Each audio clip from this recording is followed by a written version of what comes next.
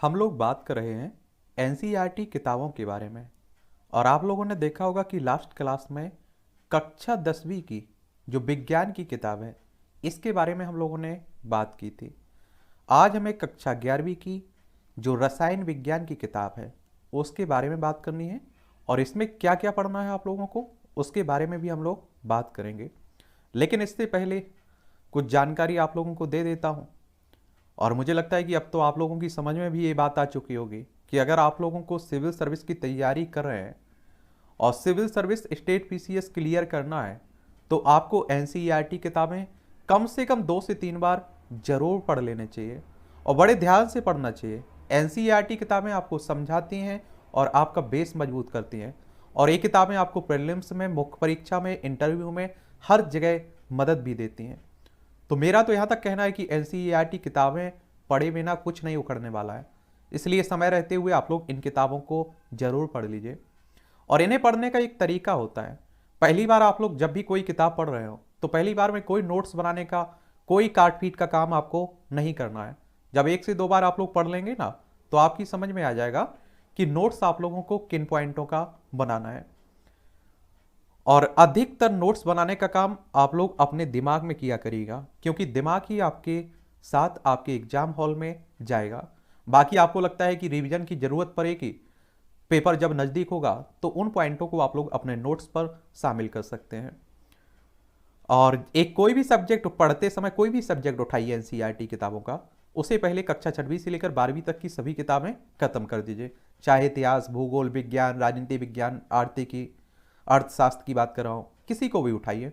इससे क्या रहेगा कि एक क्लास को आप लोग दूसरी से जोड़ पाएंगे और बहुत बेहतर तरीके से आप लोगों को समझ में आएगा।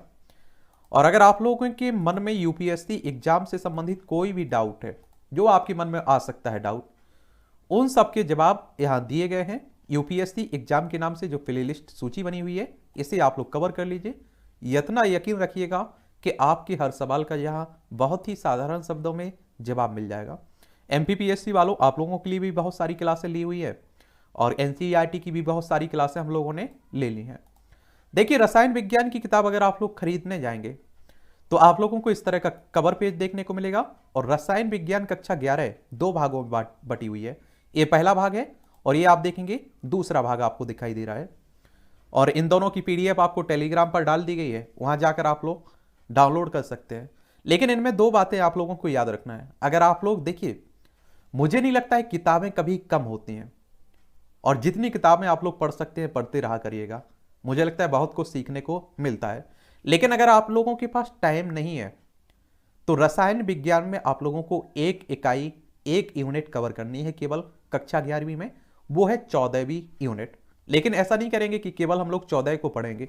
बता देता हूं आप लोगों को कि इन क्लासों में कौन कौन से विषय हैं, कौन कौन से सब यानी कि आप देखिए टॉपिक हैं। उसके बाद आप लोग, अगर टाइम नहीं है आपके पास, अगर टाइम है तो पढ़ते रहिए मस्ती से, और टाइम नहीं है तो केवल 14 इकाई आपको पढ़ना है, क्योंकि वो आपके लिए काफी महत्वपूर्ण है।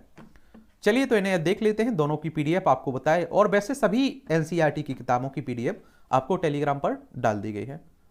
तो देखिए, ये पहली आपकी भाग है, इसका कक्षा 11वीं की रसायन विज्ञान का पहला भाग है।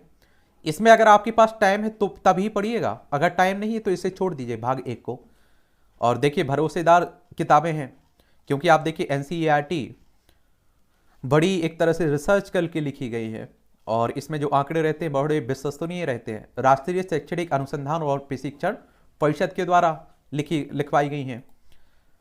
और ये किताब 180 रुपये की मिलेगी अगर आप लोग खरीदने जाएंगे तो। और देखिए, इसमें पाठ्य पुस्तक निर्माण में जिन सम्मति लोगों का योगदान है उनके नाम है। देखिए, इसमें आप लोगों को आपको बताया ना कि आप लोग किताबें जब 6वीं से 12वीं तक की सभी किताबें खत्म करेंगे ना एनसीईआरटी की, तो मौलिक अधिकार, मूल कर्तव्य, संविधान की प्रस्तावना, ये सब याद हो जाएंगे, क्योंकि हर किताब में आपको दे देता है। देखिए, भारतीय संविधान का भाग 4 का में जो मौलिक मूल कर्तव्य आपके जोड़े गए हैं, अनुच्छेद 51 का में, इन्हें देख लीजिए। भारत के प्रत्येक नागरिक का यह कर्तव्य होगा कि वह, पहला कह रहा है, संविधान का पालन करे, उसके आदर्शों, संस्थाओं, राष्ट्रध्वज और राष्ट्रगान का आदर करे। दूसरा है, स्वतंत्रता के लिए हमारे राष्ट्रीय आंदोलन को प्रेरित करने वाले उच्च आदर्शों को हृदय में संजोए रखे और उनका पालन करे। भारत की संप्रभुता और एकता व अखंडता की रक्षा करे और उसे अक्षुण्ण बनाए रखे, देश की रक्षा करे और आहन किए जाने पर राष्ट्र की सेवा करे, भारत के सभी लोगों में समरसता और समान भ्रातृत्व की भावना का निर्माण करे, जो धर्म, भाषा और प्रदेश या वर्ग पर आधारित सभी भेदभाव से परे हो, ऐसी प्रथाओं का त्याग करे जो महिलाओं के सम्मान के विरोध हो, हमारी सामाजिक संस्कृति की गौरवशाली परंपरा का महत्व समझे और उसका परिरक्षण करे, प्राकृतिक पर्यावरण की, जिसके अंतर्गत वन, झील, वन, नदी और वन्यजीव हैं, रक्षा करें, इनका उनका संवर्धन करें, प्राणी मात्र के प्रति दया भाव रखें। अगला है आपके वैज्ञानिक दृष्टिकोण, मानववाद, ज्ञानार्जन तथा सुधार की भावना का विकास करे, सार्वजनिक संपत्ति को सुरक्षित रखे और हिंसा से दूर रहे, व्यक्तिगत और सामूहिक गतिविधियों के सभी क्षेत्रों में उत्कर्ष की ओर बढ़ने का सतत प्रयास करे और जिससे राष्ट्र निरंतर बढ़ते हुए पर्यटन और उपलब्धि की नई ऊंचाइयों छू सके।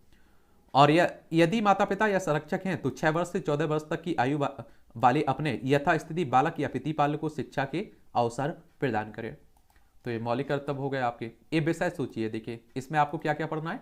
रसायन विज्ञान की कुछ मूल अवधारणाएं, इसमें आप देखेंगे रसायन विज्ञान का महत्व, द्रव की प्रकृति, द्रव के गुणधर्म, उनका मापन में अनिश्चितता, रसायन संयोजन के नियम, डाल्टन का परमाणु सिद्धांत, परमाणु द्रव्यमान और आणविक द्रव्यमान, मोल संकल्पना और मोलर द्रव्यमान, प्रतिशत संगठन, स्टाइकियोमेट्री और स्टोइकियोमेट्रिक परिकलन देखेंगे।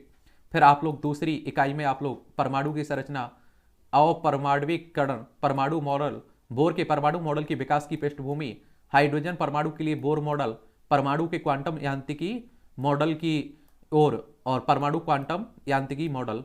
फिर तीसरी इकाई में आप लोग देखेंगे तत्वों का वर्गीकरण और गुणधर्म में आवर्तिता, और इसमें तत्वों का वर्गीकरण क्यों आवश्यक है, आवर्त सारणी की उत्पत्ति, आधुनिक आवर्त नियम और आवर्त सारणी का वर्तमान स्वरूप, 100 से अधिक परमाणु क्रमांक वाले तत्वों का नामकरण, तत्वों के इलेक्ट्रॉनिक विन्यास और आवर्त सारणी, इलेक्ट्रॉनिक विन्यास और तत्वों के प्रकार, तत्वों के गुणधर्मों में आवर्तिता।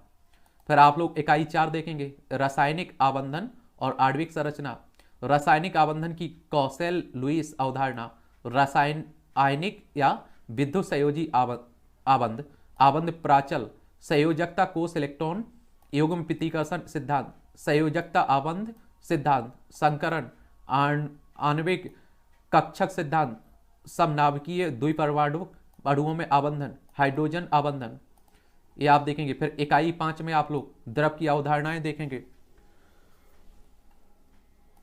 इसमें आप देखेंगे अंतरा आणविक बल, ऊष्मीय ऊर्जा, अंतरा आणविक बल बनाम ऊष्मीय अन्योन्य क्रिया, और फिर आप देखेंगे गैसीय अवस्था, गैस के नियम, आदर्श गैस समीकरण, गतिज ऊर्जा एवं अणुगति, गैसों का अणुगतिक सिद्धांत, आदर्श व्यवहार से विचलन, गैसों का द्रवीकरण, द्रव अवस्था। फिर आपकी रहेगी 6वीं इकाई, इसमें ऊष्मा गतिकी के बारे में पढ़ेंगे। इसमें आप देखेंगे ऊष्मा गतिकी के तकनीकी शब्द, अनुप्रयोग, डेल्टा यू डेल्टा एच का मापन, ये आप देखेंगे कि कैलोरीमिति, अभिक्रिया के लिए एंथैल्पी परिवर्तन, अभिक्रिया एंथैल्पी, और विभिन्न प्रकार की अभिक्रियाओं के लिए एंथैल्पी, स्वतः प्रवर्तिता, ग्रिब्ज ऊर्जा परिवर्तन की एवं साम्यावस्था। फिर आप देखेंगे 7वीं इकाई में आप लोग देखेंगे साम्यावस्था, इसमें भौतिक प्रक्रमों में साम्यावस्था, रासायनिक प्रक्रमों में साम्यावस्था, गतिज साम्य। फिर आप देखेंगे रासायनिक साम्यावस्था का नियम तथा साम्यावस्था स्थिरांक, समांग साम्यावस्था, विषमांग साम्यावस्था, साम्यावस्था स्थिरांक के अनुप्रयोग, साम्यावस्था स्थिरांक के अभिक्रिया भागफल और गिब्ज ऊर्जा में संबंध, साम्य को प्रभावित करने वाले कारक, विलयन में आयनिक साम्यावस्था, अम्ल क्षारक लवण, अम्लों एवं क्षारकों का आयनन, और बफर विलयन, अल्प विलेय लवणों की विलेयता साम्यावस्था। इस तरह से 7 यूनिट आपके पहले भाग में रहेगी, और इसे आप लोग पढ़ना चाहें तो पढ़ सकते हैं, अगर छोड़ना चाहें तो पूरी तरह से छोड़ दीजिएगा। जो आप लोगों को पढ़ना है वो दूसरा भाग है इसका। कौन सा भाग है? दूसरा भाग। इसके बारे में हम लोग अगली क्लास में बात करेंगे, और इसमें केवल आपको इकाई 14 पढ़ना है। कौन सी? यूनिट 14। तो उसे देख लेंगे, इस यूनिट को भी देख लेंगे, अच्छे से समझ लेंगे। ठीक है, बाकी पढ़ना आपको ही है, कहीं कोई परेशानी होती है तो आप मुझे बता सकते हैं।